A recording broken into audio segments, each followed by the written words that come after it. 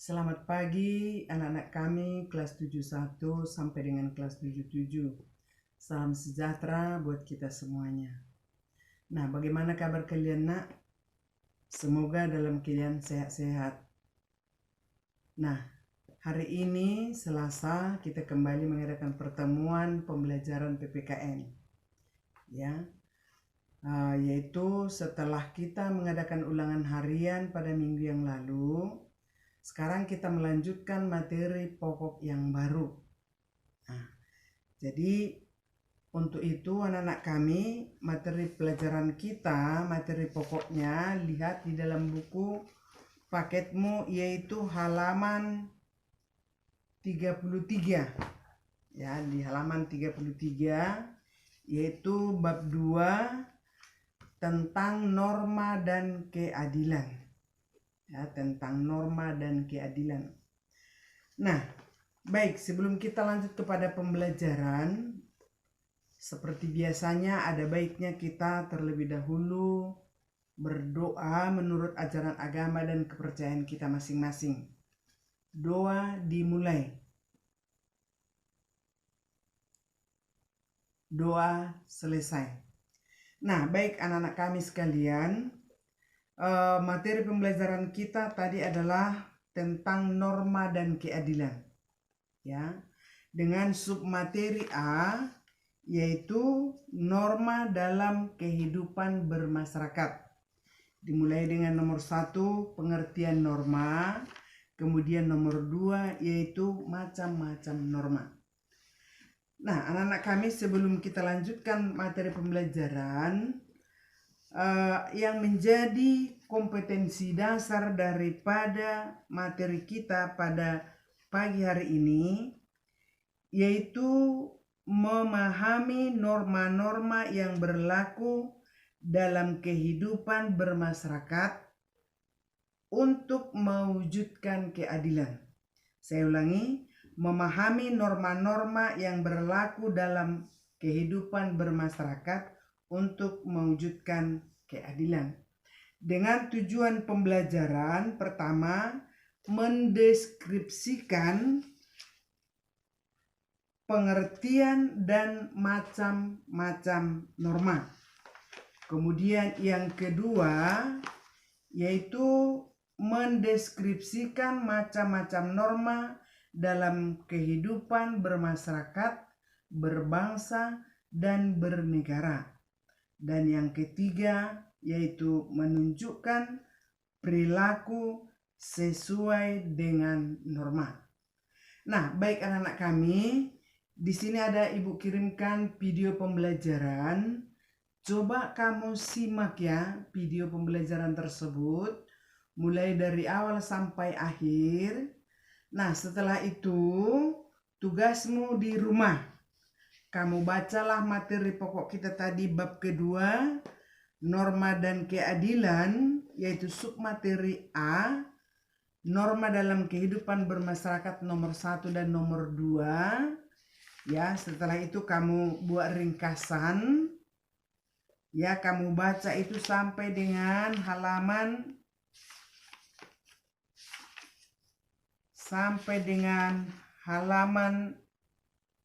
45. Ya, setelah kamu mendengarkan video pembelajaran, kemudian kamu buat ringkasan. Di samping kamu membuat ringkasan, kamu kerjakan seperti biasa di dalam buku latihan, yaitu tabel 21. Ya, tabel 21 kamu di sini disuruh membuat pertanyaan. Ya, paling sedikit 5. Lebih banyak lebih baik. Kemudian selain tabel 21, kamu jawab juga dalam buku latihanmu yaitu tabel 22. Ya, tabel 22. Saya ulangi nak.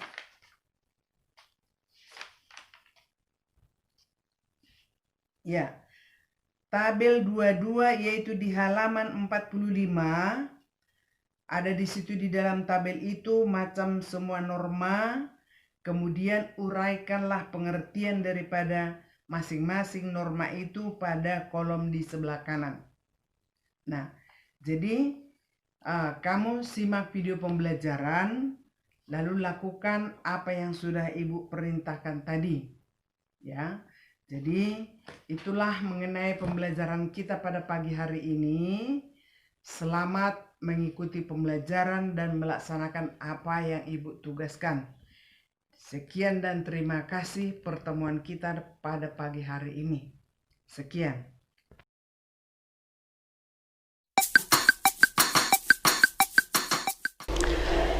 Assalamualaikum warahmatullahi wabarakatuh. Materi kita hari ini tentang norma dan keadilan. Ada yang tahu apa itu norma? Ya, norma identik dengan sebuah peraturan. Norma di negara kita sangat penting sekali. Bayangkan jika di negara kita tanpa norma, apa yang terjadi? Manusia ibarat hewan dengan manusia yang lain. Terjadi hukum rimba. Segala sesuatu harus kita selesaikan baik-baik. Karena apa? Di negara kita ada peraturan yang mengatur. Negara Indonesia adalah negara hukum. Rechtsstaat, bukan pada kekuasaan belaka, Marktstaat. Segala sesuatu yang terjadi harus diselesaikan menurut hukum yang berlaku. Berbicara norma, hakikat norma adalah kaidah hidup yang mempengaruhi tingkah laku manusia dalam hidup bermasyarakat. Di sini norma itu mengatur tingkah laku manusia dalam hidup bermasyarakat. Jadi, keberadaan norma sangat penting. Lihat ya. Yang pertama, fungsi norma yakni pedoman dalam bertingkah laku. Kalau kita hidup tanpa aturan, misalnya saja di jalan raya, kita tahu di jalan raya aturannya apa? Lampu merah tandanya berhenti, hijau menyala, pejalan kaki di trotoar. Lah, seandainya lampu merah kalian jalan terus, apa yang terjadi? Kecelakaan. Terus menjaga kerukunan antar anggota masyarakat. Jika kita sudah mematuhi norma yang berlaku, otomatis apa nak? Kerukunan akan terwujud.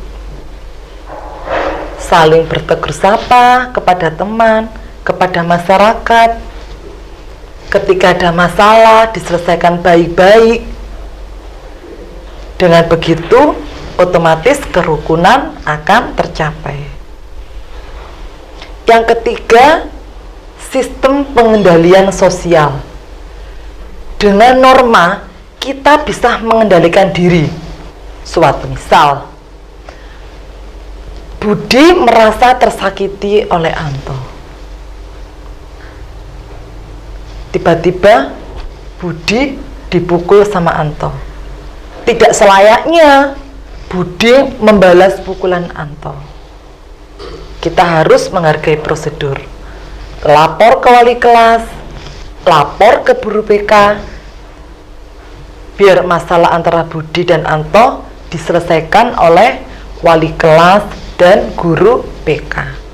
Pada hakikatnya, norma dibedakan menjadi 4 menurut sumbernya dan sanksinya. Kita membahas norma yang pertama tentang norma kesopanan. Norma kesopanan antara daerah yang satu dengan daerah yang lain pada hakikatnya sama, tetapi terkadang juga ada yang berbeda. Norma kesopanan, sumbernya dari mana?